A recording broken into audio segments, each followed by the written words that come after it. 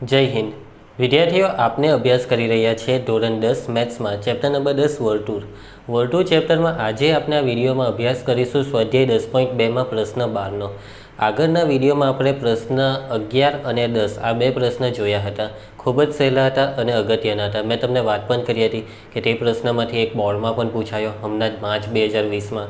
I hope વિદ્યાર્થીઓ કે તમે આગળના વિડીયોને જોઈ લીધો છે. બાકી હોય તો જોઈ લેજો. અહીં તમને આઈ બટન દેખાય છે, તેના પર ક્લિક કરીને તમે તે આગળના વિડીયોને જોઈ શકશો. તો હવે આપણે આજના વિડીયોમાં જે પ્રશ્ન 12 શીખવાના તેની શરૂઆત કરીશું. સૌથી પહેલાં આપણે રકમને સારી રીતે સમજી લઈએ. વિદ્યાર્થીઓ, ગભરાવતો નથી, પરંતુ આ દાખલો થોડોક લાંબો છે અને વિદ્યાર્થીઓ આ દાખલામાં તમારે મગજ વધારે વાપરવું પડશે. વિડીયોને ખૂબ જ ધ્યાનથી જોવો પડશે, એક એક વસ્તુને સમજવી પડશે અને તમારે પણ વિચારવું પડશે. હું તો બધું કહી દેવા તમને, પરંતુ તમારે પણ તમારા તરફથી વિચારીને આ દાખલાને સમજવાનું છે. તો રકમને સમજીએ. આકૃતિ તમને ટેક્સ્ટબુકમાં જે આપી છે તે જ બેઠી મેં અહીંયા ડ્રો કરી છે. ઓકે વિદ્યાર્થીઓ, સ્ટાર્ટ કરીએ છીએ પ્રશ્ન 12ને. ત્રિકોણ એબીસી એ 4 સેન્ટીમીટર ત્રિજ્યાવાળા વર્તુળને પરિઘટ છે. પરિઘટ શબ્દનો અર્થ હવે તમને ખબર છે કે પરિઘટ એટલે કે વર્તુળ એ ત્રિકોણની ત્રણેય બાજુને સ્પર્શે છે. જો આકૃતિમાં ખબર જ પડી જાય કે આ જે વર્તુળ છે તે વર્તુળ એ ત્રિકોણ એબીસીની ત્રણેય બાજુ AB, BC અને CA આ ત્રણેય બાજુને સ્પર્શે છે. પરિઘટ એટલે કે ત્રિકોણની અંદર વર્તુળ છે. કેવી રીતે? ત્રિકોણની ત્રણેય બાજુને સ્પર્શે તે રીતે. હવે રકમ એવું કહે છે કે રેખાખંડ BD અને DC શોધી નાખો. BD આ દેખાય છે તમને, BD અને DC એટલે કે આ પહેલો રેખાખંડ BD અને રેખાખંડ DC એ BCનું સ્પર્શ બિંદુ D આગળ અનુક્રમે 8 સેન્ટીમીટર અને 6 સેન્ટીમીટર લંબાઈના રેખાખંડમાં વિભાજન કરે છે. આ જે BC છે ને, BC તેનું વિભાજન થાય છે. વિભાજન એટલે ભાગ પડી જાય છે, ટુકડા પડે છે. પહેલો ટુકડો છે BD અને બીજો ટુકડો છે DC. હવે આ જે બંને ટુકડા છે, આ જે બીજા બે વિભાજનવાળા જે નવા રેખાખંડ આવ્યા તેની લંબાઈ કહી દીધી કે BDની લંબાઈ છે 8 સેન્ટીમીટર. તો આપણે અહીંયા લખી દઈએ કે BD જે છે તે છે 8 સેન્ટીમીટર અને DCની લંબાઈ એના પછી છે DCની લંબાઈ છે 6 સેન્ટીમીટર. તો આ વસ્તુ તમને રકમમાં આપી છે તે આપણે આકૃતિમાં દર્શાવી દીધી. હવે રકમમાં આગળ કીધું છે કે જુઓ આકૃતિ. આકૃતિ એ લોકોએ આપી છે તેમાં ખાલી આ બે માપ નહીં લખેલા, તે મેં અત્યારે લખી દીધા. બાજુઓ AB અને AC શોધો. AB અને AC ત્રિકોણની 3 બાજુમાંથી તમારે 2 બાજુ શોધવાની છે. આ દાખલામાં બાજુ AB શોધવાની છે અને બાજુ AC ને. BC નથી આપી, પરંતુ BCના 2 ટુકડા આપ્યા એટલે ઇનડાયરેક્ટલી BCનું માપ તમારી પાસે છે જ. આ 6 + 8 કરો એટલે આખું BCનું માપ આવી જાય. કેટલું આવે? 6 ને 8 14 સેન્ટીમીટર. તો વિદ્યાર્થીઓ, આપણે AB અને ACનું માપ શોધવાનું છે. એ છે આપણો ટાર્ગેટ. આકૃતિ તમને રકમમાં આપી જ છે, તો આકૃતિ તો તમે સરળતાથી દોરી શકશો. તમારે સૌથી પહેલાં શું દોરવાનું રહેશે? વર્તુળ. તો વર્તુળને દોરવા માટે તમારી પાસે સાધન હશે, પેન્સિલ, પરિઘટ, તેની મદદ લેજો. વર્તુળને તમે 5 થી 6 લીટી જેવો દોરજો વર્તુળને. અને એ વર્તુળ દોરાઈ જાય, એક વસ્તુનું ધ્યાન રાખવાનું કે તમે જ્યારે વર્તુળ દોરો છો તો વર્તુળની ઉપરનો તરફનો ભાગ અને નીચેનો તરફનો ભાગ તમારી નોટની જે લીટી હોય છે તે લીટીને ટચ થાય તે રીતે દોરવાનું. હવે આ જે વર્તુળ છે તેની ઉપર ત્રિકોણ દોરી દો. એ પણ તમને આવડી જશે કે ફૂટપટ્ટી મૂકીને બાજુ દોરવા માંડવાનું, બરાબર. અને બાજુ વધારે લાંબી દોરાઈ જાય તો રબરથી ભૂસી નાખવાની. હવે વિદ્યાર્થીઓ, બીજી એક વસ્તુ કે ત્રિકોણ થોડો ક્રોસ છે. તમારી ચોપડીમાં પણ ધ્યાનથી જોજો. સમબાજુ જેવો નથી કે બધી બાજુના માપ સમાન હોય તેવો નથી. ક્રોસ છે. આપણે એમ રાખીએ તો જરાક એમ થઈ ગયેલો છે, બરાબર. એમ આઈ હોપ કે તમે સમજશો કે આ બાજુને જરાક ક્રોસ રાખજો અને આ બાજુને નમેલી રાખજો. એ રીતે દોરવાનો પ્રયત્ન કરજો. અને વિદ્યાર્થીઓ, મેં કીધું એવી રીતે ન દોરાય તો તમારો ત્રિકોણ એક્ઝેક્ટ સમબાજુ જેવો દોરાઈ જાય તો કંઈ ખોટું નથી. એના કંઈ માર્ક્સ નથી વધારે મળવાના કે કપાવાના. એકદમ વધારે પડતો ક્રોસ દોરાઈ જાય તો પણ કંઈ ટેન્શન નથી લેવાનું. હવે આપણે ગણતરી ચાલુ કરીએ. તો રકમમાં તમારી પાસે 3 માપ છે. એક તો વર્તુળની ત્રિજ્યા 4 સેન્ટીમીટર ત્રિજ્યાવાળું વર્તુળ, એટલે કે આ જે વર્તુળ છે તેની ત્રિજ્યા તમને આપી 4 સેન્ટીમીટર.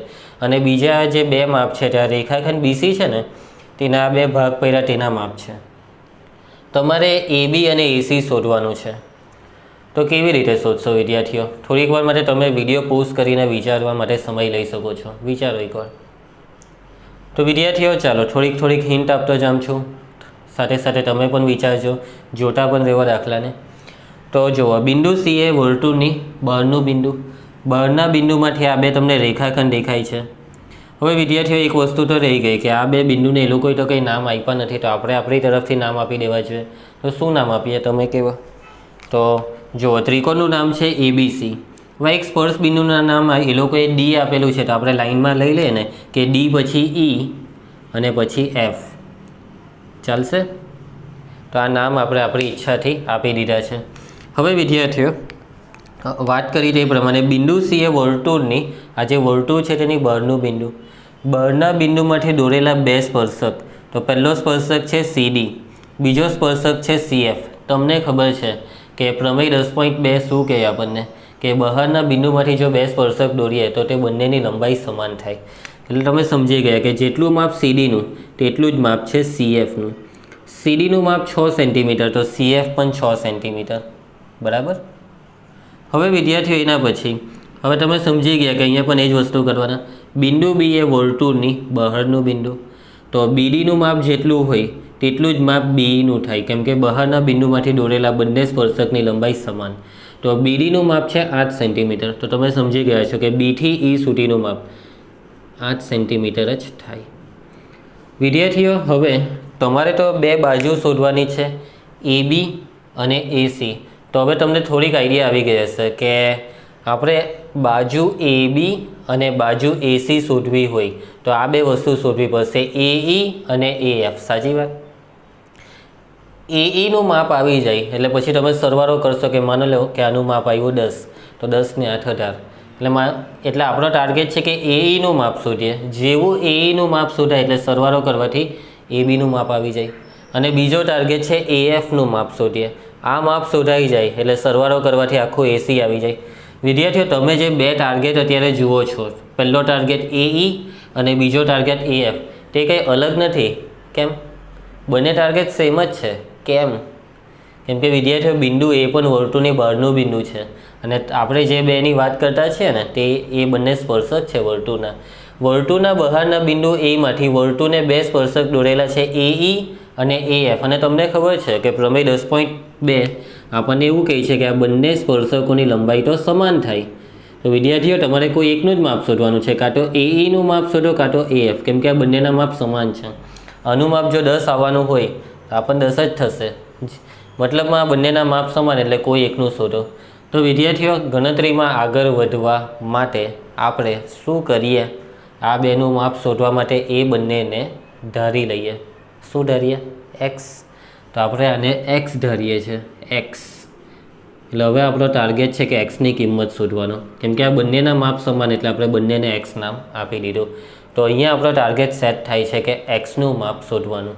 હવે એ કેવી રીતે શોધીએ એ બધું પછી વાત કરીએ. પહેલાં રકમનું આકૃતિનું વર્ણન કરીએ, આ બધી વસ્તુ ક્યાંથી શું છે, કયું બિંદુ આપણે જાતે લીધું, આ X લીધું, એ બધું લખી નાખીએ પછી વાત કરીએ.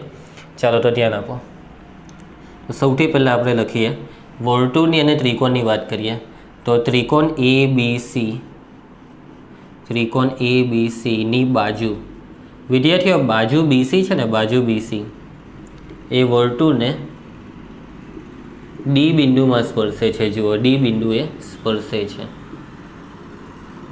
આ વસ્તુ તમને રકમમાં જ આપી દીધી છે. આ જે બિંદુ છે ને, બિંદુ D, તે તમને રકમમાં આપી દીધેલું હતું, પરંતુ આ બે બિંદુ આપણે આપણી જાતે લીધા એટલે ત્યાં ધારો કે ની વાત કરવી પડે. ધારો કે બાજુ AB અને બાજુ AC. ધારો કે બાજુ AB અને બાજુ AC, આ બંને બાજુ પણ વર્તુળને સ્પર્શે છે, એટલે કે આ બે બાજુ એ વર્તુળને અનુક્રમે આપણે ધારીએ છીએ કે આ બંને બાજુ વર્તુળને અનુક્રમે E અને Fમાં સ્પર્શે છે. બિંદુ E અને Fમાં સ્પર્શે છે. તો સ્પર્શ બિંદુની વાત થઈ ગઈ, જે સ્પર્શ બિંદુ આપણે આપણી જાતે લીધા છે. હવે વિદ્યાર્થીઓ ડેટામાં આવીએ તો રકમમાં તમને વર્તુળની ત્રિજ્યાની વાત કરી છે. તો અત્યારે ત્રિજ્યા તરીકે, ત્રિજ્યા એટલે કે વર્તુળનું કેન્દ્રને વર્તુળ પરના બિંદુ સાથે જોડો. તો 3 બિંદુ છે વર્તુળ પર અત્યારે તમારી પાસે. તો આપણે એક કામ કરીએ, ત્રિજ્યા દોરીએ છીએ. તો વિદ્યાર્થીઓ, આ પહેલી ત્રિજ્યા, આ બીજી ત્રિજ્યા અને આ ત્રીજી ત્રિજ્યા, આ ત્રણેયને મેં અત્યારે દોરી દીધી, ત્રણેયને. હવે ત્રિજ્યાનું માપ છે 4 સેન્ટીમીટર, તો લખી પણ નાખીએ છે 4 સેન્ટીમીટર. અત્યારે આનું ચાલો ને અહીંયા પણ લખી જ નાખીએ 4 સેન્ટીમીટર. આ પણ થશે 4 સેન્ટીમીટર. હવે વર્તુળની ત્રિજ્યા જે તમને રકમમાં આપી છે, અને ત્રિજ્યા તરીકે આપણે 3 રેખાખંડ લીધા, OD, OE અને OF. એ ત્રણેય ત્રિજ્યાનું જ કામ કરે છે. OD બરાબર OE બરાબર OF, અને આ ત્રણેય રેખાખંડનું માપ 4 સેન્ટીમીટર છે એવું રકમ કહે છે આપણને. ત્રિજ્યાનું માપ 4 એટલે. એના પછી વિદ્યાર્થી આપણે CDની વાત કરીએ અને BDની વાત કરીએ. તો રકમમાં તમને આપેલું છે કે BD છે, BD તે 8 સેન્ટીમીટર, અને આ જ રકમમાં તમને DCનું માપ, અથવા DCની જગ્યાએ તમે CD લખો તો પણ ચાલે, તો આપણે CD લખીએ છીએ. તો CDનું માપ તમને આપેલું છે 6 સેન્ટીમીટર. હવે CF અને BE આ 6 સેન્ટીમીટર, 8 સેન્ટીમીટર કેવી રીતે આવ્યું? બળના બિંદુ હોવાના લીધે, તેની વાત કરીએ. હવે એક કામ કરું, અહીંયાથી થોડુંક લખી કાઢું. હવે બિંદુ, વિદ્યાર્થીઓ કયું બિંદુ? તો C અને B, એટલે પહેલાં Bની વાત કરીએ. બિંદુ B અને C. હવે બિંદુ B અને C એ વર્તુળની બહારના બિંદુ છે. કેવા બિંદુ છે વિદ્યાર્થીઓ? વર્તુળની બહારના બિંદુ છે. અને તમને ખબર છે કે બહારના બિંદુમાંથી વર્તુળને દોરેલા બંને સ્પર્શકોની લંબાઈ સમાન થાય. તો CDની લંબાઈ અને CFની લંબાઈ સમાન, BD અને BE સમાન. તો આપણે લખી શકીએ કે BD બરાબર BE, BD બરાબર BE બરાબર. તો BDનું માપ તો છે જ આપણી પાસે 8, તો BE પણ 8 થાય, એટલે કે BD પણ 8, BE પણ 8 સેન્ટીમીટર. એના પછી વિદ્યાર્થીઓ CD બરાબર CF. હવે તમે સમજી જ ગયા કે એનું માપ આપણે ફટાફટ લખી દઈએ 6 સેન્ટીમીટર. ઓકે. હવે વિદ્યાર્થીઓ, આપણે આજે AF છે ને અને AE છે તે પણ આપણને ખબર છે. તો એક કામ કરીએ, તો અહીંયા આપણે એમ જ લખી દઈએ, બિંદુ A, B અને C એ વર્તુળની બહારના બિંદુ છે. ધારો કે, હવે ધારો કે એમાં આપણે આ બંનેને X ધારવાના, અને આ બંનેના માપ સમાન છે તેની વાત અહીંયા થઈ ગઈ કે બળનું બિંદુ છે એટલે સમાન. તો AE બરાબર AF. ધારો કે AE બરાબર AF બરાબર X. આવું આપણે ધારી લીધું. આ વસ્તુ આપણે ધારીએ છીએ. ચાલો, તો એક એક પોઈન્ટની વાત થઈ ગઈ. આકૃતિમાં જેટલી પણ વસ્તુ તમને દેખાય છે તે બધા પોઈન્ટની વાત થઈ ગઈ. હવે ગણતરી ચાલુ થાય. શું ગણતરી કરીએ? ટાર્ગેટ શું છે? X શોધવાનો. કેવી રીતે શોધીએ Xને? X અત્યારે ત્રિકોણ સાથે કનેક્ટેડ છે. આ જે X છે તે કોની સાથે કનેક્ટેડ છે? ત્રિકોણ. આપણે વર્તુળ અને ત્રિકોણના કોન્સેપ્ટનો યુઝ કરવો પડશે. હવે શું કોન્સેપ્ટ યુઝ કરીએ વર્તુળ અને ત્રિકોણમાં? વર્તુળમાં તમારી પાસે ત્રિજ્યા છે અત્યારે. તો ચાલો વિદ્યાર્થીઓ, જે ત્રિજ્યા છે અને આ સ્પર્શક કહેવાય, આ જે બાજુ છે તે સ્પર્શક. તો આપણે યાદ કરીએ બધા પરિણામ. તો તમને ખબર છે કે ત્રિજ્યા અને સ્પર્શક બરાબર, વર્તુળની ત્રિજ્યા તેને સંગત સ્પર્શકને લંબ હોય એટલે અહીંયા કાટખૂણો બને. સમજી ગયા એ રીતે? આ ત્રિજ્યા અને આ સ્પર્શક એટલે અહીંયા પણ કાટખૂણો બને. આ છે ત્રિજ્યા અને આ સ્પર્શક એટલે અહીંયા પણ કાટખૂણો બને. ઓકે વિદ્યાર્થીઓ, હવે આ કાટખૂણાથી આપણને શું મળશે એવું તમે વિચારશો. તો શું કરીએ? આપણે X શોધવાનો છે. તમે પૂછ કરીને વિચારી શકો છો આગળ કે શું કરીએ. ચાલો હું હવે થોડીક હિન્ટ આપું. તો આ દાખલાની ગણતરી કરવા માટે તમારે જે વસ્તુની મદદ લેવાની છે તે છે ત્રિકોણનું ક્ષેત્રફળ. તમારે ત્રિકોણ ABCના ક્ષેત્રફળની મદદ લેવાની છે. ત્રિકોણ ABCના ક્ષેત્રફળની મદદ લેવાની છે. કેવી રીતે? એની મદદ લેવાથી X કેવી રીતે આવે? તો સૌથી પહેલાં હું તમને પૂછીશ કે ત્રિકોણના ક્ષેત્રફળનું સૂત્ર શું આવે? તો તમે કહેશો કે સર ત્રિકોણનું ક્ષેત્રફળ એટલે 1/2 પાયો ગુણ્યા વેધ. તો વિદ્યાર્થીઓ, તમને આવડી ગયું સૂત્ર. સરસ, કે 1/2 પાયો ગુણ્યા વેધ. વિદ્યાર્થીઓ, હવે હું તમને બીજું સૂત્ર પૂછું છું કે હજી આના સિવાય કોઈ બીજું સૂત્ર આવે ત્રિકોણના ક્ષેત્રફળનું?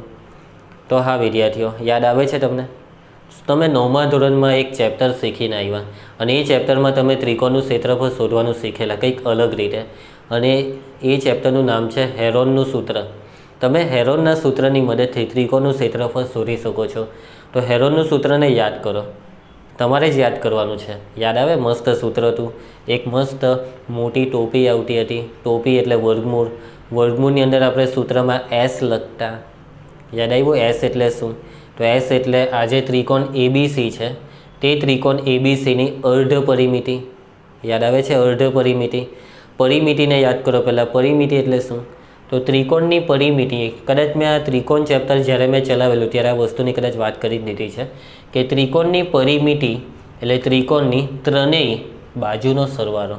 ત્રિકોણની 3 બાજુ આવે તેનો સરવાળો કરો એટલે પરિમિતિ. અને પરિમિતિને 2 વડે ભાગી નાખો તો એને કહેવાય સેમી પેરીમીટર એટલે કે અર્ધ પરિમિતિ. એટલે એને એસ નામ આપવામાં આવે. તો વિદ્યાર્થીઓ, સૂત્રને અહીંયા આપણે સાઈડ પર લખીએ કે જેથી તમને વિઝ્યુઅલી દેખાય તો તમને યાદ આવે. તો ત્રિકોણના ક્ષેત્રફળનું સૂત્ર કે જે તમે શીખીને આવેલા તે છે વર્ગમૂળમાં એસ કૌંસમાં એસ માઇનસ એ, એસ માઇનસ બી, એસ માઇનસ સી. આ એસને તો તમને ઓળખી ગયા કે એસ એટલે કે ત્રિકોણની અર્ધ પરિમિતિ એટલે કે ત્રિકોણની 3 બાજુના સરવાળાને 2 વડે ભાગી નાખવાનું. વિદ્યાર્થીઓ, આ એબીસીને ઓળખો. એબીસી. તો એબીસી એટલે શું? તો ત્રિકોણની બાજુઓ. તો ત્રિકોણની કોઈ એક બાજુને એ નામ આપી દેવું, બીજી બાજુને બી નામ આપી દેવું, ત્રીજી બાજુને સી. નોર્મલી તમે આવી રીતે શીખેલા કે ખૂણો એ હોય તો તેની સામેની બાજુને એ નામ આપવાનું, ખૂણો બીની સામેની બાજુને બી, ખૂણો સીની સામેની બાજુને સી. તમે તો એવું જરૂરી નથી કે એ જ આપવાનું, તમે તમારી ઈચ્છા અનુસાર નામ આપી શકો છો. મતલબમાં ત્રિકોણની 3 બાજુ છે તેને એસમાંથી બાદ કરો, પછી આ કાઉન્સ જે છે તેનો ગુણાકાર, એસનો પણ ગુણાકાર અને એનું વર્ગમૂળ. તો એ જવાબ તમને આપશે ત્રિકોણનું ક્ષેત્રફળ. તો વિદ્યાર્થીઓ, આ સૂત્ર કેમ યાદ કરાવ્યું? હવે તમે સમજી જ ગયા કે આ સૂત્રનો ઉપયોગ હશે દાખલામાં. તો કેમ આ સૂત્રનો ઉપયોગ કરીએ? તો વિદ્યાર્થીઓ, ત્રિકોણનું ક્ષેત્રફળ શોધવું હોય તમારે ત્રિકોણ એબીસી. તો ત્રિકોણ એબીસીનું ક્ષેત્રફળ તમારે પેલા સૂત્રથી શોધવું હોય 1/2 પાયો ગુણ્યા વેધ. તો તમારી પાસે 2 વસ્તુ હોવી જોઈએ, પાયો હોવો જોઈએ અને વેધ. માની લો કે પાયો બીસી, તો વેધ કયો? વિદ્યાર્થીઓ, સિરિયસલી હા, ઓડી એવું ન બોલતા, ઓડી એ વેધ છે એવું નહીં બોલતા. બીસીને પાયો રાખીએ તો બિંદુ એમાંથી એક સીધી લીટી દેખાવી જોઈએ. તમે કહેશો કે સર આ એ અને ઓને જોડી દો એટલે આ જે રેખાખંડ એડી બને તે વેધ થશે. હવે જુઓ વિદ્યાર્થીઓ, સમજજો, બિલકુલ ગૂંચવાતા નહીં. હું એ અને ઓને જોડું છું, તૂટક રેખા વડે જોડું છું અત્યારે. તો વિદ્યાર્થીઓ, આ જે ઓએ છે તે થોડુંક ક્રોસ છે. કેવું છે? થોડુંક ક્રોસ. એકદમ સીધું નથી કે તમે આને રેખાખંડ એડી બોલી શકો. ના વિદ્યાર્થીઓ, આ એડી નથી. તમે આને એડી બોલી શકશો જ નહીં. આ એઓ છે અને આ ઓડી છે કે જ્યાં અહીંયા થોડો ખૂણો બને છે, એક સીધી લીટી નથી પડતી. ઓકે વિદ્યાર્થીઓ, એટલે કે તમે એડીને વેધ નહીં લઈ શકો. એટલે આપણી પાસે વેધનું માપ જ નથી. હવે વેધનું માપ ન હોય તો ત્રિકોણનું ક્ષેત્રફળ શોધીએ કેવી રીતે? પરંતુ વિદ્યાર્થીઓ, હવે તમે એમ કહેશો કે સર કંઈ નહીં, બીજી બાજુઓ છે ને આપણી પાસે, બીજી બાજુ તરીકે તમે કીધું બીસી પર વેધ લેવો, તો બીસી પર નથી લેવા તો એબી પર વેધ લઈ લો. હવે એબી પર વેધ લેવો હોય તો આ રીતે કાટખૂણો તો દેખાય છે. તમે કહેશો કે સર ઓ અને સીને જોડી દો. ના વિદ્યાર્થીઓ, જોડી તો દઉં છું, પરંતુ એક આ જે સીથી ઈ સુધી છે, સીઈ, એવું નહીં સમજતા આ પણ વેધ છે. અત્યારે તો તમને એવું જ લાગતું હશે કે સર આ તો બેઠું સીધી લીટી છે. ના વિદ્યાર્થીઓ, મારી આકૃતિમાં જરાક વેરિએશન આવે છે એટલા માટે આને સીધી લીટી સમજીને એ પ્રમાણે ગણતરી નહીં કરતા. અને માની લો કે તમે આ સીધી લીટી પણ હોય તો આ માપ ક્યાંથી લાવીએ? ઓસી સુધીનું માપ. તમે કહેશો કે સર પાયથાગોરસનો પ્રમેય વાપરીએ ને કાટકોણ ત્રિકોણ. તમે તો બહુ હોશિયાર છો, બહુ ફટાફટ જવાબ આપો છો. સારું કહેવાય વિદ્યાર્થીઓ, પરંતુ ઓસીનું માપ શોધવાથી કંઈ ફાયદો નથી, કેમ કે આ જે સીઈ છે તેને એક લાઇનમાં સમજશો નહીં. ઓકે વિદ્યાર્થીઓ, હવે તમે કહેશો કે સર એક છેલ્લું આને પણ જોડી દે ને, એટલે કે આ જે બાજુ એસી છે તેના પર વેધ લઈ લઈએ. સર આ સીધી લીટી છે ને? ના, આ તો નહીં, આ તો બિલકુલ નથી કે આ ઓએફ એ જરાક ક્રોસ છે. આમાં તો જરાક સીધું લાગતું હતું, પણ હું જ તમને ના પાડું છે કે સીધી લીટીમાં નથી. એટલે જ મેં તમને પહેલેથી કીધું કે ત્રિકોણ, જો તમે ત્રિકોણને સમબાજુ દોરેલો હોય ને, સમબાજુ, તો બેઠી આ સીધી લીટી પડે, પરંતુ આ ત્રિકોણ સમબાજુ છે જ નહીં. આ તો સમબાજુ ને આ થોડો ક્રોસ દોરેલો છે.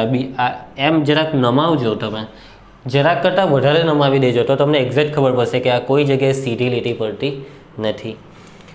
ઓકે વિદ્યાર્થીઓ, તો હેરોનનું સૂત્રથી ક્ષેત્રફળ શોધાઈ જાય. હા વિદ્યાર્થીઓ, શોધાઈ જાય. કેમ કે હેરોનનું સૂત્રમાં જોઈએ ત્રિકોણની 3 બાજુના માપ. ત્રિકોણની 3 બાજુના માપ હોય બસ એટલું ઇનફ છે હેરોનના સૂત્રને. તો છે તમારી પાસે બાજુ BCનું માપ છે, બાજુ ABનું માપ છે, બાજુ ACનું માપ છે.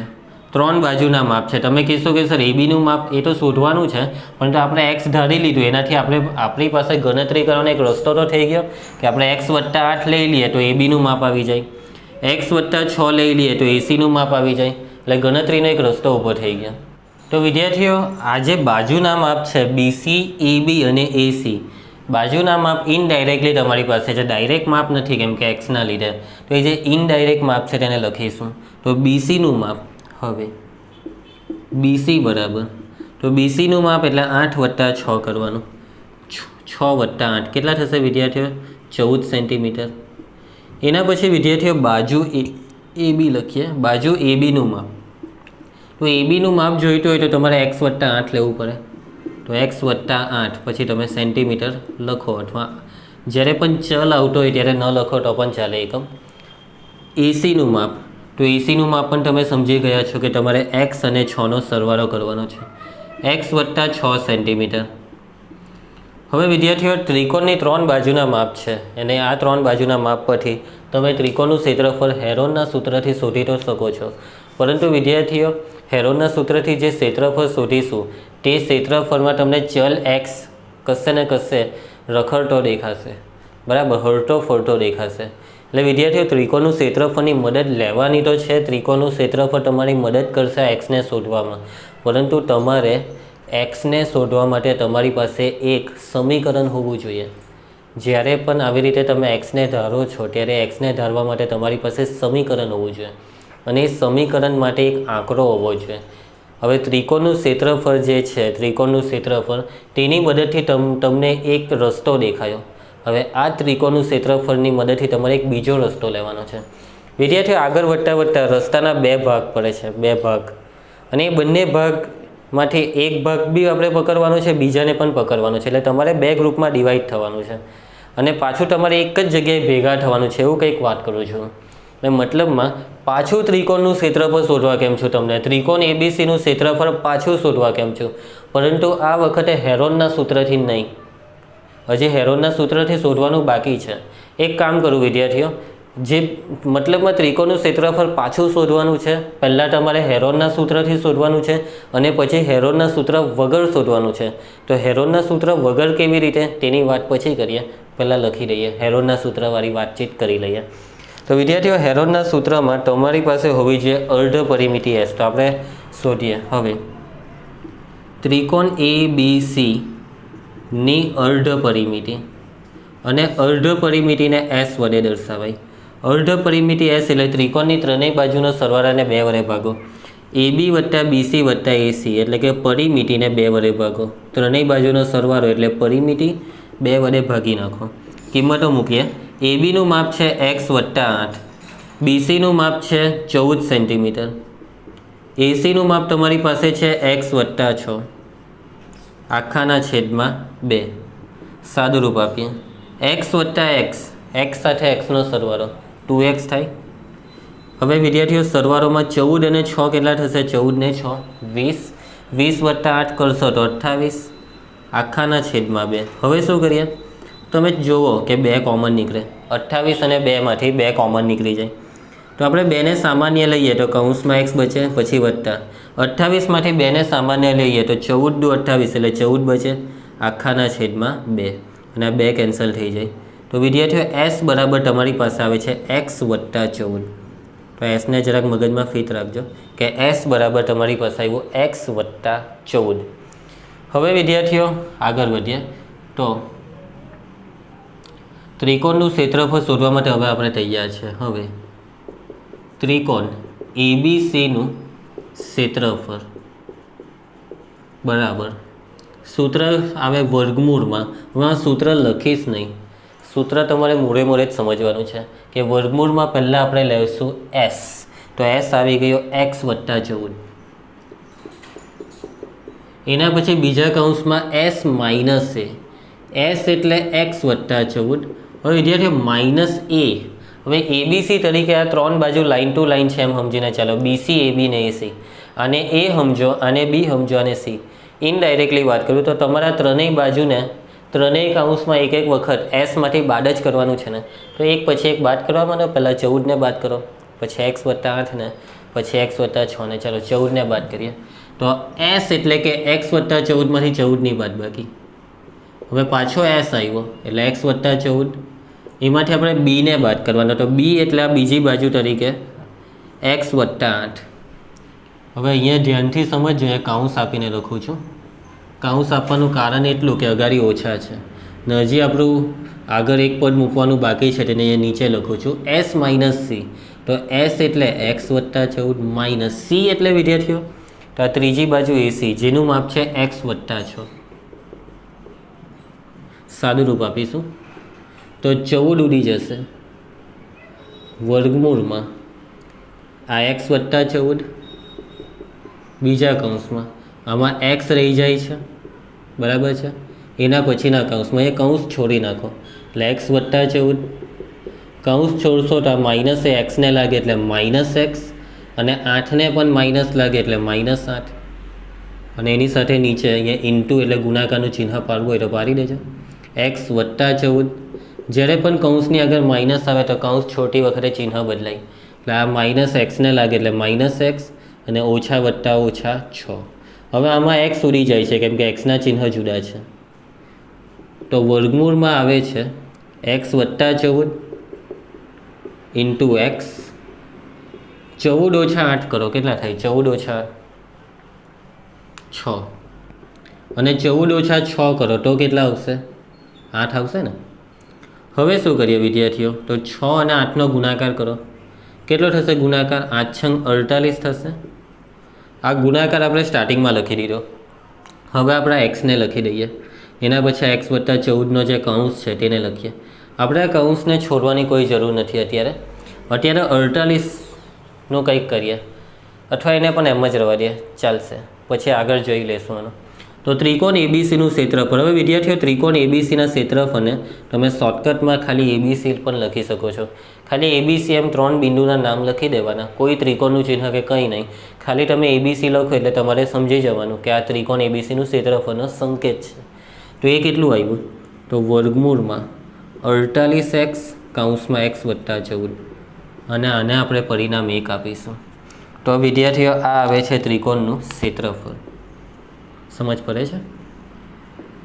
હવે વિદ્યાર્થીઓ ત્રિકોણનું ક્ષેત્રફળ પાછું શોધીશું કંઈક અલગ રીતે, કંઈક બીજી રીતે. તમે કહેશો કે સર બે તો રીત છે, એક તો આ હેરોનવાળી રીત, બીજી રીત તમે કીધી કે વેધવાળી રીત, કે કોઈ એક બાજુ પર વેધ દોરી દેવું તો આ એડી તો વેધ નથી, સી તો વેધ નથી, બીએફ તો વેધ નથી, તો વેધ વગર કેવી રીતે શોધીએ ક્ષેત્રફળ? તમે આવું કહેશો. તો એક રસ્તો છે વિદ્યાર્થીઓ, તમારી પાસે એક રસ્તો છે, મળ્યો તમને રસ્તો. તમે ત્રિકોણ એબીસીનું ક્ષેત્રફળ હેરોનથી તો શોધ્યું જ, હેરોન સિવાય બીજી પણ એક રીતે શોધી શકો છો. અને એમાં હું તમને એમ નથી કહેતો કે વેધ દોરો, કંઈક અલગ રીતે, બીજી રીતે. આઈડિયા આવ્યા? કંઈક વિચાર આવ્યા? ચાલો સમજાવું. તૈયાર છો? ધ્યાન આપજો. હા, તમે બી કહેશો કે યાર મેં આ કેમ નહીં વિચાર્યું. જો કદાચ નહીં વિચાર્યું હોય તો વિદ્યાર્થીઓ મેં તમને રસ્તો કેમ, ધ્યાનથી સમજો. આ ડોટ લાઈન જોજો, આ 3 ડોટ લાઈન. તો પહેલાં આપણે આ 2 ડોટ લાઈનને પકડીએ. જોજો આ જો ત્રિકોણ ઓસીઈ, સોરી ઓબીસી એમ રાખીએ, ઓબીસી દેખાય છે વિદ્યાર્થીઓ? ત્રિકોણ ઓબીસી. એક નાની અમસ્તી આકૃતિ અહીંયા દોરીએ. તો આ છે ત્રિકોણ ઓ બી સી. હવે વિદ્યાર્થીઓ એના પછી આને જુઓ, ત્રિકોણ ઓ બી એ અથવા ઓ એ બી. આ ત્રિકોણને જુઓ ઓ એ બી, અહીંયાથી એક સીધી લીટી દોરવાની, ઓ એ બી. અને એના પછી વિદ્યાર્થીઓ ત્રિકોણ ઓ એ સીને જુઓ, એટલે કે આ ઓમાંથી એ પછી સી, તો વિદ્યાર્થીઓ આ જે 3 ત્રિકોણ છે તે 3 ત્રિકોણ ભેગા થઈને આખો ત્રિકોણ એબીસી બનાવે છે. આ 3 ત્રિકોણ ઓબીસી, ત્રિકોણ ઓએબી અને ત્રિકોણ ઓએસી, જુઓ આ 3 ત્રિકોણ ભેગા થઈને આખો ત્રિકોણ એબીસી બનાવે છે. તો હું આ 3 ત્રિકોણના ક્ષેત્રફળ શોધીને સરવાળો કરી નાખું તો પણ મને ત્રિકોણ એબીસીનું ક્ષેત્રફળ મળી જાય. સીધી વાત છે કે ત્રિકોણ એબીસી જે 3 ત્રિકોણોથી બનેલો છે તેનું ક્ષેત્રફળ શોધીને સરવાળો કરો તો આ રીતે પણ ક્ષેત્રફળ શોધાય છે. તો વિદ્યાર્થીઓ હવે તમારે પાછું કેટલી અજામત કરવાની ખબર? એબીસીનું ક્ષેત્રફળ શોધવા તમારે આ 3 ત્રિકોણનું ક્ષેત્રફળ શોધવું પડશે અને આ ત્રણેય ત્રિકોણના ક્ષેત્રફળનો સરવાળો કરવો પડશે. વિદ્યાર્થીઓ શું કરવો પડશે? આ ત્રણેય ત્રિકોણના ક્ષેત્રફળનો સરવાળો કરવો પડશે. તો હવે અત્યારે આપણી પાસે જગ્યા ઓછી છે, આપણે પહેલાં ઓકે વિદ્યાર્થીઓ, તો પહેલાં થોડીક વાત કરી દઈએ. તો આ ત્રિકોણ ઓબીસીનું ક્ષેત્રફળ કેવી રીતે શોધીએ? તો હું હેરોનથી શોધવાના? ભાઈ કેટલું લાંબુ કરવાનું. હવે હેરોનથી શોધવું હોય તો 3 બાજુના માપ જોઈએ. આ 3 બાજુ, હવે આ 2 બાજુના માપ તો છે નહીં, તો આમાં પેલી પાયો ગુણ્યા વેધવાળી મેથડ ચાલશે. હવે આ નાના ત્રિકોણની વાત કરું છું, ત્રિકોણ એબીસી આખાની નહીં. તો આમાં આ વેધ છે, આ પાયો છે, થઈ ગયું કામ. પાયો વેધ.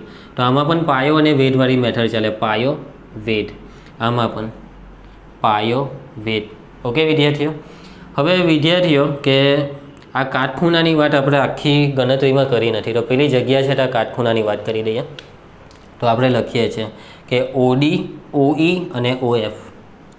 હવે ઓડી, ઓઈ અને ઓએફ એ અનુક્રમે સ્પર્શક કયા કયા સ્પર્શકોની સંગત ત્રિજ્યા છે? તો ઓડી જે છે તે બીસીની, એ સ્પર્શક બીસી. ઓઈ એ એબીની, આ ઓઈ સાથે એબી છે, એબી. અને છેલ્લે બચી તે ઓએફ, તે કઈ બાજુ સાથે? ઓએફ, તે એસીની. અને એસીને ઓડી, ઓઈ અને ઓએફ એ અનુક્રમે સ્પર્શક બીસી, એબી અને એસીને સંગત સ્પર્શક છે.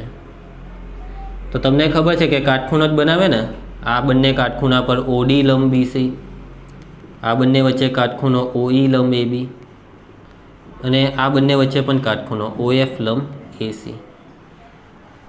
હવે વિદ્યાર્થીઓ હજી પેલી જગ્યા છે તેમાં થોડીક ગણતરી આવી જાય તે લખી દઈએ.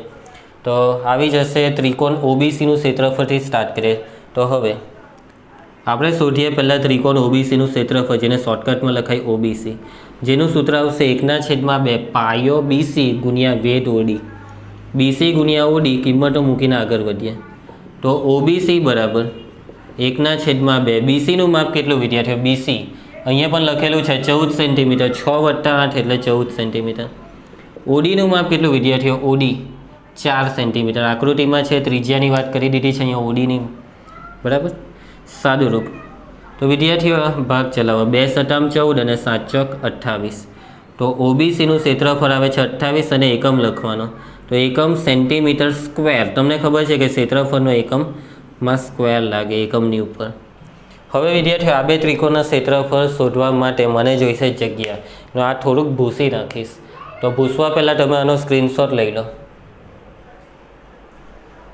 તો વિદ્યાર્થીઓ આ જે મેં અહીંયા અમુક પરિણામ લખેલા હતા બોર્ડ પર, જે અત્યારે ભૂસી રહ્યું છે, તો તે પરિણામમાં જે પરિણામની આગળ જરૂર પડી શકે તેને મેં અહીંયા લખી દીધા છે ઓલરેડી. એટલે આપણે અહીંયા ખાલી જોવાનું રહેશે. તેમાં ત્રિકોણ એબીસીનું ક્ષેત્રફળ છે તે લખી દીધું. છેલ્લે આપણે ઓબીસીનું માપ મેળવેલું તે પણ અહીંયા લખી દીધું છે. હવે વિદ્યાર્થીઓ ઓબીસી જે છે ઓબીસી, તેના પછી આપણે ટાર્ગેટ બનાવીએ ત્રિકોણ એઓબીને. તો હવે આપણે ત્રિકોણ એઓબીનું ક્ષેત્રફળ શોધીએ. તો હવે એઓબી સૂત્ર તમને ખબર છે કે 1/2 પાયો ગુણ્યા વેધ. તમે વેધને જોઈ શકો છો, કયા પાયા પર છે? એબી પર. એબી ગુણ્યા ઓઈ, 1/2 એબી ગુણ્યા ઓઈ. 1/2 એબીનું માપ શું છે વિદ્યાર્થીઓ? એબીનું માપ x + 8, જે અહીંયા લખેલું છે x + 8, એટલે તમારે એ જ માપ મૂકવું પડે. ઓઈનું માપ કેટલું છે? ઓઈનું માપ તમે જોઈ શકો છો 4. ગુણાકાર છે એટલે તમે 2 વડે 4નો ભાગ ચલાવી શકો. શું ભાગ ચાલશે? 2 × 4. તો આ 2 જે છે તેને આગળ લખી દઈએ અને કૌંસમાં લખી દઈએ x + 8 ને. આ કૌંસને આપણે છોડતા નથી, ચલો છોડી દઈએ. તો કૌંસ છોડીએ તો 2 ને x સાથે ગુણીએ તો 2x વત્તા 2 ગુણ્યા 8 8 દુ 16, તો આ આવે છે AOB. અને પછાડી સેન્ટીમીટર સ્ક્વેર લખો કે ન લખો ચાલી જાય, કેમ કે ચલ સ્વરૂપે છે. હવે એના પછી વિદ્યાર્થીઓ આપણે શોધવું પડશે AOC, એટલે આ બ્લેક ત્રિકોણ AOC. ઓકે, સ્ટાર્ટ કરીએ. તો AOC બરાબર 1/2 પાયો ગુણ્યા વેધ. પાયો AC અને વેધ OF, AC ગુણ્યા OF. કિંમતો મૂકીએ, આગળ વધીએ. 1/2 કેટલું માપ છે? ACનું માપ. તો ACનું માપ x વત્તા 6, આકૃતિ પરથી જ આમ તો ખબર પડી જાય છે. OFનું માપ, તો OFનું માપ, OF તો દર વખતે ત્રિજ્યા 4 સેન્ટીમીટર છે. 2 દુ 4, કૌંસ છોડી જ નાખીએ આ વખતે, એટલે 2 ને x સાથે ગુણીએ તો 2x અને 2 ને 6 સાથે ગુણીએ તો 6 દુ 12 અને સેન્ટીમીટર સ્ક્વેર. ન લખો તો પણ ચાલશે, ચલ સ્વરૂપે છે એટલા માટે. વિદ્યાર્થીઓ ટાર્ગેટ શું હતો? આપણો ટાર્ગેટ કે ત્રિકોણ ABCનું ક્ષેત્રફળ શોધવાનું, જે એકવાર ભલે આપણે હેરોનના સૂત્રથી શોધ્યું, હવે બીજી વાર આપણે આ સરવાળાની મદદથી શોધવાના. તો ચાલો આપણે ત્રણેય ત્રિકોણનું ક્ષેત્રફળ શોધી કાઢ્યું. OBC, AOB અને AOC, આ ત્રણેયનું ક્ષેત્રફળ શોધી નાખ્યું છે. તો ABCનું ક્ષેત્રફળ જોઈતું હોય તો આપણે આ ત્રણનો સરવાળો લઈ લઈએ. તો મારે જોઈએ છે ત્રિકોણ ABCનું ક્ષેત્રફળ, અને ત્રિકોણ ABC જે 3 ત્રિકોણોથી બનેલો છે તેનો સરવાળો મને એ ક્ષેત્રફળ આપે. તો સરવાળા તરીકે ત્રિકોણ OBCનું ક્ષેત્રફળ એટલે કે OBC. એના પછી આપણે લાઇન ટુ લાઇન લીધું છે AOB, ને એના પછી આપણે લીધું છે આ છેલ્લું AOC. કિંમતો મૂકીએ, આગળ વધીએ. કેટલું છે OBCનું ક્ષેત્રફળ? ત્રિકોણ OBC શોધેલું છે તો already 28. AOB 2x + 16 centimetre square, એકમ અત્યારે કંઈ લખવાનો નથી. AOC 2x + 12. આગળ આપણે ABC લખી જ દઈએ છીએ. સાદુરૂપ આપતા જઈએ તો શું થશે સાદુરૂપ? 2x વત્તા 2x કેટલા થાય? 2 ને 2 4 એટલે કે 4x. અને બાકીના જે પદ દેખાય છે તેનું પણ સાદુરૂપ. તો આપણે પહેલાં કરીએ 28 વત્તા 12, કેમ કે સરળતાથી થાય. 28 ને 2 30 અને 30માં 10 ઉમેરવાના એટલે 40. 40 ને 16 56, બરાબર. ચલો એકમ નહીં લખશું તો ચાલશે વિદ્યાર્થીઓ. તો ABC આ આવે છે અને આપણે પરિણામ 2 આપીએ છીએ. તો પરિણામ 1માં પણ આપણી પાસે ABC છે, પરિણામ 2માં પણ ABC છે. અને આ ABC કંઈ અલગ નથી, આ જ ત્રિકોણ ABCનું ક્ષેત્રફળ છે. તો આ બંને પરિણામ 1 અને 2ને સરખાવી દઈએ તો આપણને x માટે એક સમીકરણ મળશે, અને આ સમીકરણ ઉકેલવાથી આપણું કામ થશે. ઓકે વિદ્યાર્થીઓ, તો ચાલો સ્ટાર્ટ કરીએ છીએ. તો પરિણામ 1 અને 2ને સરખાવતા. હવે આ દાખલો થોડોક જ બાકી છે. આઈ હોપ કે તમને સમજ પડી હશે આટલે સુધી. મેઇન ગણતરી આટલે સુધી છે. હવે તો સામાન્ય સાદુરૂપ છે, હવે તો તમને સમજ પડવાની જ છે. તો ચાલો પરિણામ 1માં છે વર્ગમૂળમાં 48x અને પછી કૌંસમાં તમને દેખાય છે x વત્તા 14. પરિણામ 2માં તમે જોઈ શકો છો 4x વત્તા 56. વિદ્યાર્થીઓ સાદુરૂપને સમજજો. પહેલાં તો હું 48નું સાદુરૂપ આપવા માગું છું, કેમ કે 48ને આપણે વર્ગમૂળમાંથી બહાર બેઠા તો ન કરી શકીએ, પરંતુ 48ના અવયવનો અમુક ભાગ બહાર નીકળી જાય, કે જે 48નો જે અવયવ પૂર્ણ વર્ગ હોય. તો ચાલો વિચારો 16 તાલી 48. વિદ્યાર્થીઓ 16 તાલી 48માં જે 16 છે તે 4નો વર્ગ છે ગુણ્યા 3. 4નો વર્ગ 16, 16 તાલી 48, પછી આ x ને બીજા કૌંસમાં x વત્તા 14. શું કરીએ? સામાન્ય કરીએ. શું નીકળશે સામાન્ય? 4 અને 56માંથી બેઠા 4 સામાન્ય નીકળી જાય, કૌંસમાં x. ચાલો 56માંથી 4ને સામાન્ય કરીએ તો કેટલા આવશે? તો 14 ચોક 56 થાય ને, એટલે 14 રહેશે. વિદ્યાર્થીઓ આ 4નો વર્ગ, વર્ગમૂળની અંદરથી તમારે કંઈ બહાર લેવું હોય તો વર્ગવાળા પદ જ બહાર લઈ શકાય. તો 4ના માથા પર 2 ઘાત છે, એટલે કે 4ને વર્ગ લાગેલો છે, તો તમે આ 4ને બહાર લઈ શકો છો, અને બહાર આવશે એટલે આ વર્ગ નીકળી જશે. વર્ગમૂળમાંથી જેને બહાર કાઢો તો એના માથા પર વર્ગ હોવો જોઈએ, અને જેવું બહાર કાઢીએ એટલે વર્ગ નીકળી જાય, એટલે બહાર આવી જશે 4, અને વર્ગમૂળમાં જે બચ્યું તે રહી જાય, એટલે કે 3x રહી જાય છે, અને x વત્તા 14 એના બરાબર 4 કૌંસમાં x વત્તા 14. તો વિદ્યાર્થીઓ આપણે આ 4ને કેન્સલ કરી દઈએ. ઓકે, હવે શું કરીએ? તો હવે એના પછીનું સ્ટેપ, એના પછીના સ્ટેપમાં હવે આપણા વર્ગમૂળ કાઢીએ તો કંઈ થાય સાદુરૂપ આગળ વર્ગમૂળ નરે છે આપણને. તો વર્ગમૂળ દૂર કરવાનો રસ્તો શું? તો વર્ગમૂળ દૂર કરવાનો રસ્તો તમને ખબર જ છે. વર્ગમૂળ દૂર કરવા માટે મદદ લેવી પડે વર્ગની. આમાં કઈ રીતના વર્ગ હતો એટલે વર્ગમૂળની બહાર આવી ગયું. તો વર્ગમૂળનો નાશ એક જ જણ કરી શકે છે અને એ છે વર્ગ. બંને બાજુ વર્ગ લઈ લો એટલે આ વર્ગમૂળ નીકળી જાય. ઓકે વિદ્યાર્થીઓ, તો આપણે લખીએ છીએ બંને બાજુ વર્ગ કરતાં. આવું તમે ન લખો તો પણ ચાલે, પરંતુ જ્યારે તમે જોવો ત્યારે તમને ખબર પડે એટલા માટે લખું છું. બંને બાજુ વર્ગ એટલે વર્ગમૂળમાં 3x કૌંસમાં x વત્તા 14 આખાનો વર્ગ બરાબર x વત્તા 14 આખાનો વર્ગ. વર્ગ આવી ગયો. હવેનું સાદું રૂપ અહીંયા લખું છું, જોતા રહેજો. માટે ધ્યાન આપજો, વર્ગમૂળ અને વર્ગ દૂર થાય અને અંદરનું રહી જાય એટલે 3x કૌંસમાં x વત્તા 14 એના બરાબર છે x વત્તા 14 આખાનો વર્ગ. ઓકે, તો હવે આ એક સમીકરણ આવી ગયું છે. આ સમીકરણમાં તમે જુઓ કે x વત્તા 14 વાળો કૌંસ બરાબરની બંને બાજુ છે અને પદ ગુણાકારમાં ગોઠવાયેલા છે. તો તમે આ બેને કટ કરી શકો છો એટલે આ કેન્સલ થઈ જાય અને આ 2 ઘાત છે તેની 1 ઘાત થઈ જાય, જે એકને હું લખતો નથી.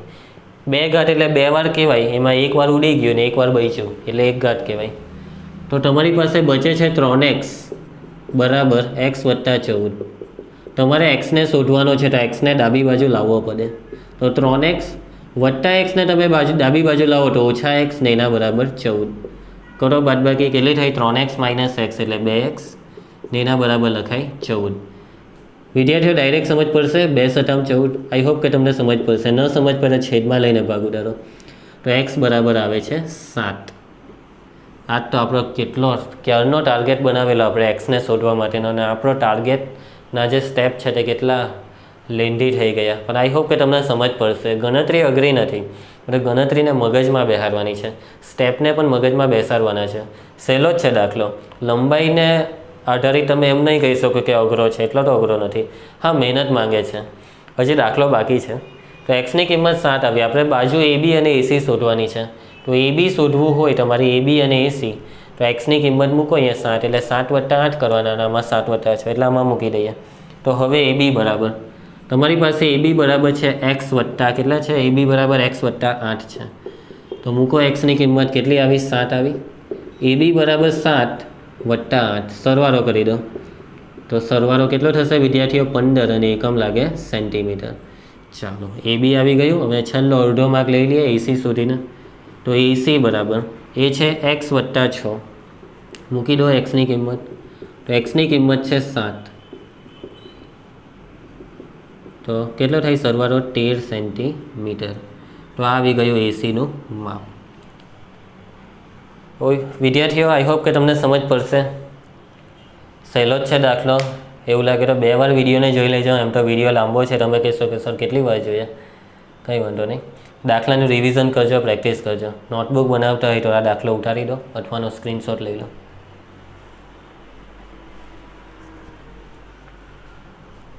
વિદ્યાર્થીઓ, તો આજના વિડીયોમાં મેં વાત કરી તે પ્રમાણે કે આપણે એક દાખલો શીખવાના હતા, અને એ છે પ્રશ્ન 12, જે આપણે શીખી લીધો છે. પ્રેક્ટિસ કરો આ દાખલાની. હવે આજે મેં તમને દાખલો આપ્યો છે તેના જેવો જ બીજો એક દાખલો પણ તમને આપું, કે જેથી એ આના જેવો જ આપીશ કે આ દાખલાને પેરેલલ બીજો એક દાખલો આપું તો તમારી પ્રેક્ટિસ થાય. પરીક્ષામાં આ દાખલો આજ સુધી નથી પૂછાયો. જૂનો સિલેબસમાં પણ નથી પૂછાયો. નવો સિલેબસનું જે લાસ્ટ પેપરની વાત કરીએ માર્ચ 2020, તેમાં પણ આ દાખલો નથી પૂછાયો. અને મારા હિસાબે જો આ દાખલો પરીક્ષામાં પૂછે તો આને 4 માર્ક્સમાં પૂછવો જોઈએ, કેમ કે લંબાઈ પ્રમાણે માર્ક્સ એ પ્રમાણે ગોઠવવા પડે. પરંતુ 4 માર્ક્સમાં વર્તુળ ચેપ્ટરમાંથી કોઈ હિસાબે કોઈ દાખલો આવતો જ નથી. પેપર સ્ટાઇલમાં 4 માર્ક્સમાં વર્તુળ ચેપ્ટરના દાખલા નથી આવતા. હવે પેપર સ્ટાઇલમાં કદાચ ચેન્જ કરવા હોય તો કરી શકાય, એની પૂરેપૂરી છૂટ હોય છે પેપર સેટરને. તો જો કદાચ એ લોકો છૂટછાટ કરે, ન કરવી જોઈએ, પરંતુ એ લોકો જો વર્તુળ ચેપ્ટરને 4 માર્ક્સમાં લઈ લે તો આ દાખલો પૂછાવાની શક્યતા ત્યારે રહેશે. અને વિદ્યાર્થીઓ ઘણીવાર પેપર સેટર 4 માર્કના દાખલાને પણ 2 માર્ક્સમાં કદાચ કોઈ વાર પૂછી નાખે છે. તો એ 4 માર્ક્સનો દાખલો 3 માર્ક્સમાં એ લોકો પૂછતી વખતે બહુ વિચારશે નહીં, કદાચ પૂછી પણ લે 3 માર્ક્સમાં. તૈયારી રાખીશું આપણે આ દાખલાની પણ. એટલે આ દાખલો મેં તમને શીખવાડ્યો છે, તમારે તૈયારી રાખવાની છે. વિદ્યાર્થીઓ એવી તૈયારી કરો કે એકવાર આપણે કર્યું હોય ને તો આખું વર્ષ યાદ રહે, એ પ્રકારની તૈયારી કરો. પરીક્ષાના આગલા દિવસે આ બધા દાખલા આપણે લઈને બેસવાના નથી. પરીક્ષાના આગલા દિવસે તો જે મેઇન વસ્તુ છે તે જ લઈને બેસશો. તો આ દાખલો અત્યારે કદાચ આવડી ગયો, પરીક્ષાના આગલા દિવસે તમે ન જોયો હોય છતાં પણ પરીક્ષામાં આવડી જાય તે પ્રકારની તમે તૈયારી કરો. નેક્સ્ટ વિડીયોમાં મળીએ છીએ વિદ્યાર્થીઓ. જય હિન્દ.